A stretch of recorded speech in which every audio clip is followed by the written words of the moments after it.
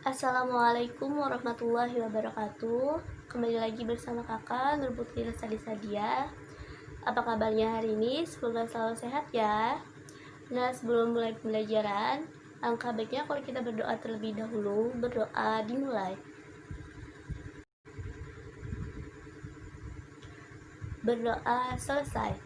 Selanjutnya silakan kalian mengisi absen di forum e-learning madrasah ya. Di akhir pembelajaran akan kakak periksa siapa saja yang sudah absen dan siapa saja yang belum. Hari ini kita akan bahas materi tentang sistem gerak. Sebelum memasuki pembelajaran, kakak akan menyampaikan terlebih dahulu tujuan-tujuan yang akan kita capai pada materi pembelajaran hari ini. Adapun tujuan-tujuan tersebut yaitu: apakah kamu tahu ciri umum dari makhluk hidup? Lalu, coba gerakan kepala kalian menghadap ke arah kanan dan ke arah kiri secara bergantian, seperti ini. Begitupun dengan jari-jari tangan kalian, coba kalian gerakkan seperti ini.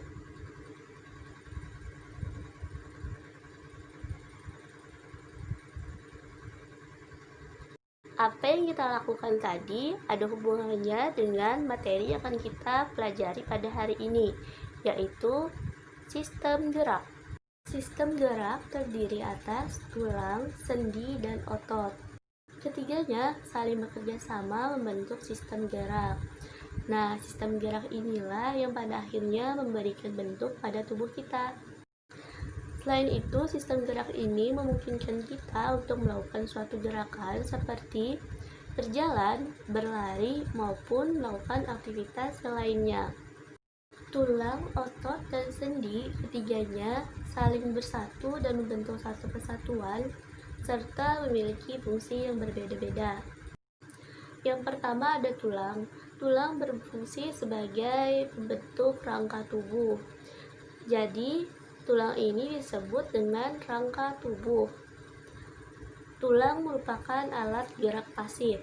Kenapa? Karena tulang tidak dapat bergerak sendiri kecuali ada suatu hal yang dapat menggerakkannya. Yang kedua ada otot. Otot ini dapat kita sebut dalam kehidupan kita sehari-hari sebagai daging. Nah, otot ini merupakan alat gerak aktif karena otot dapat menggerakkan rangka. Selanjutnya ada sendi. Sendi merupakan penghubung antar tulang yang ada di dalam tubuh. Pertama yang kita bahas adalah tulang-tulang penyusun rangka tubuh. Sebelum membahas tulang-tulang penyusun rangka tubuh, kita akan mengetahui terlebih dahulu fungsi dari rangka tubuh pada manusia itu sendiri. Pertama, memberikan bentuk tubuh. Seperti contohnya tulang tengkorak yang memberikan bentuk pada wajah. Yang kedua, sebagai penopang. Contohnya pada tulang kaki kita yang menopang seluruh tubuh. Yang ketiga, melindungi organ-organ bagian dalam. Seperti contohnya tulang rusuk kita yang melindungi organ-organ seperti paru-paru dan jantung. Yang keempat, rangka tubuh berfungsi sebagai alat gerak pasif. Yang kelima, rangka tubuh merupakan tempat melekatnya otot. Sebelum kita mengetahui tulang penyusun rangka tubuh, alangkah baiknya kalau kita mengetahui terlebih dahulu macam-macam tulang. Yang pertama ada jenis-jenis tulang. Berdasarkan sifatnya, tulang terbagi menjadi dua, yaitu tulang rawan dan tulang keras. Tulang keras tersusun atas campuran kalsium dan kolagen. Sedangkan tulang rawan tersusun atas sel-sel tulang rawan yang memiliki sifat kenyal dan lentur. Lalu, coba kalian renungkan, apa yang terjadi jika tulang kaki kita tersusun atas tulang rawan? Lalu, tulang daun telinga kita tersusun atas tulang keras. Tulang berdasarkan bentuknya ini terbagi menjadi tiga, yaitu tulang pipih, tulang pendek, dan tulang pipa. Yang pertama adalah tulang pipih. Tulang pipih seperti namanya berbentuk pipih. Nah, contoh dari tulang pipih ini adalah tulang yang menyusun tengkorak. Selain itu, contohnya adalah tulang belikat. Lalu ada tulang pendek. Tulang pendek ini memiliki bentuk sesuai dengan namanya, yaitu bentuknya pendek-pendek. Meskipun bentuknya pendek, tulang ini merupakan tulang yang sangat kuat dan keras, serta memiliki sifat yang ringan. Tulang pendek ini mampu menahan beban yang cukup berat. Contohnya adalah tulang pergelangan tangan, tulang telapak tangan, dan tulang pergelangan kaki. Lanjut, ada tulang pipa. Seperti pada umumnya, pipa itu kan berbentuk panjang, bulat. Nah, begitupun dengan tulang pipa ini. Dia berbentuk bulat, panjang, dan memiliki tengah yang berlubang. Contoh dari tulang pipa ini adalah tulang paha, tulang lengan, dan tulang betis. Secara garis besar, tulang penyusun rangka tubuh pada manusia terbagi menjadi 3, yaitu tulang tengkorak, tulang anggota badan, dan tulang anggota gerak. Yang pertama kita akan membahas tulang tengkorak terlebih dahulu. Tulang tengkorak sebagian besar disusun atas tulang-tulang yang berbentuk pipih. Tulang-tulang tersebut saling berhubungan sehingga membentuk tengkorak. Nah, di dalam tengkorak itu sendiri terdapat organ-organ seperti mata, otak, maupun organ yang lainnya.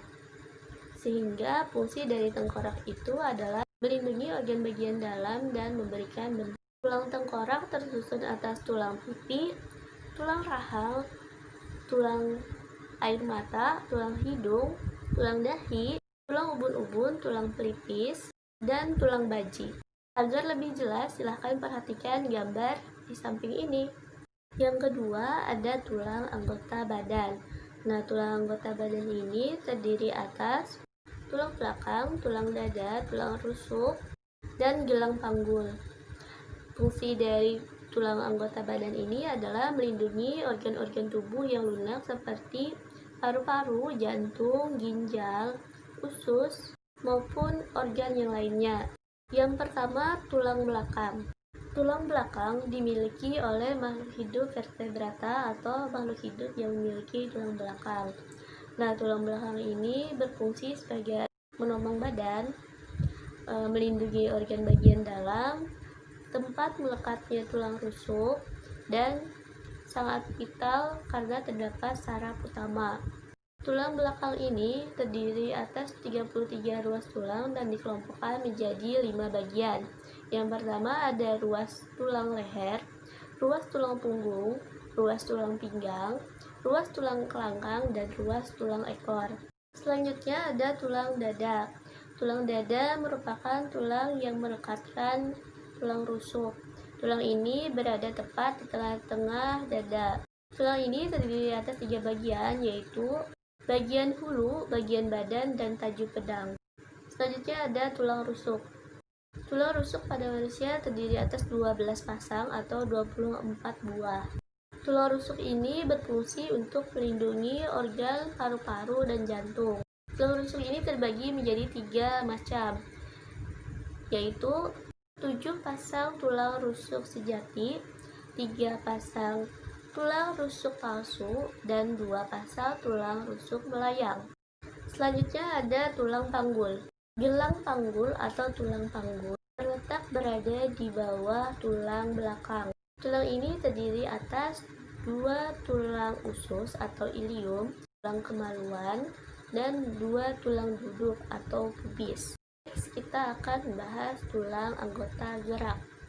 Tulang anggota gerak pada manusia terbagi menjadi 2, yaitu tulang anggota gerak bagian atas atau yang kita sebut dengan tangan, dan tulang anggota gerak bagian bawah atau yang kita sebut dengan kaki. Nah, tulang anggota gerak bagian atas atau tangan ini terdiri atas 3 tulang, yaitu tulang lengan atas atau humerus, tulang pengupil atau radius, dan tulang hasta atau ulna. Tulang penyusun anggota gerak bagian bawah ini terdiri atas tulang paha, tulang betis atau fibula, dan tulang kering atau tibia. Selanjutnya ada otot. Semua pergerakan yang tubuh kita lakukan ada berhubungan dengan otot, karena otot disebut sebagai alat gerak aktif. Nah, fungsi otot ini bagi tubuh kita yaitu otot berfungsi membentuk tubuh, melakukan pergerakan, menjaga kestabilan persendian, dan memproduksi panas tubuh. Otot dapat menggerakkan tulang karena dapat berkontraksi. Otot pada manusia terdiri atas 3 macam, yaitu otot polos, otot lurik, dan otot jantung. Ketiga macam otot ini sudah kita bahas pada pertemuan kita sebelumnya. Apakah kalian masih ingat? Otot polos merupakan otot yang menyusun organ-organ dalam pada tubuh kita. Otot polos ini bekerja secara tidak sadar, sehingga dia tidak bisa menentukan kapan dia akan berkontraksi dan kapan dia akan berhenti. Otot polos ini bekerja secara teratur dan lamban. Selanjutnya ada otot lurik. Otot lurik ini disebut juga dengan otot rangka, karena otot ini melekat pada rangka tubuh kita, sehingga disebut dengan otot rangka. Otot lurik bekerja secara sadar sehingga dia dapat melakukan kontraksi dan relaksasi. Karena bekerja secara sadar, otot ini akan mudah lelah. Memiliki bagian gelap terang atau lurik yang merupakan protein otot, yaitu aktin dan miosin. Otot rangka menempel pada tulang karena perantara tendon. Jika tendon melekat pada otot yang bergerak, maka disebut inersi, sedangkan tendon yang melekat pada otot yang tidak bergerak disebut dengan origo. Selanjutnya ada otot jantung. Otot jantung ini khusus berada di jantung. Bekerja secara tidak sadar, gerakan otot jantung dipengaruhi oleh saraf tidak sadar atau otonom. Selanjutnya ada kerja otot. Otot dapat bekerja secara sinergis dan antagonis. Otot ini memiliki kemampuan untuk berkontraksi atau mengkerut dan dapat pula berelaksasi atau mengembang kembali. Otot akan berkontraksi apabila ada rangsangan pada sel-sel otot. Nah, otot tadi kan dapat bekerja secara sinergis dan antagonis. Kita akan bahas dulu otot antagonis. Otot antagonis bekerja secara berlawanan. Contoh gerakan otot antagonis ini yaitu yang pertama, gerakan otot ekstensor meluruskan pada bisep dan gerakan otot flektor atau membengkokkan pada otot tricep. Yang kedua, ada gerakan abduktor atau menjauhi tubuh dan gerakan adduktor atau mendekatkan tubuh pada gerakan tangan. Selanjutnya yang ketiga, ada supinator atau menengadah dan ada pronator atau menelungkup pada gerakan tangan. Yang keempat, ada gerakan depresor menurunkan dan ada gerakan elevator menaikkan pada gerakan bahu ke atas. Selanjutnya ada otot sinergis. Otot sinergis ini bekerja secara bersama-sama, yaitu dapat melakukan kontraksi dan dapat pula mengkerut pada waktu yang bersamaan. Contoh dari gerakan otot sinergis ini yaitu pada otot leher saat kita memutarkan kepala kita. Selanjutnya ada sendi. Sendi merupakan penghubung antar tulang. Berdasarkan sifat geraknya, sendi dibagi menjadi 3, yaitu sendi mati, sendi kaku, dan sendi gerak. Sendi mati merupakan sendi yang tidak dapat bergerak sama sekali. Contohnya dapat kita temui pada tulang tengkorak. Sedangkan sendi kaku merupakan sendi yang dapat bergerak namun gerakannya terbatas. Hal ini dapat kita temui pada tulang antaruas tulang belakang dan tulang rusuk. Selanjutnya ada sendi gerak. Sendi gerak ini merupakan sendi yang dapat bergerak secara leluasa. Berdasarkan arah geraknya, sendi gerak dibagi menjadi 6, yaitu yang pertama sendi geser, yang kedua sendi engsel, yang ketiga sendi gulung, yang keempat sendi putar, yang kelima sendi peluru, dan yang keenam sendi pelana. Bagaimana? Apakah kalian sudah paham?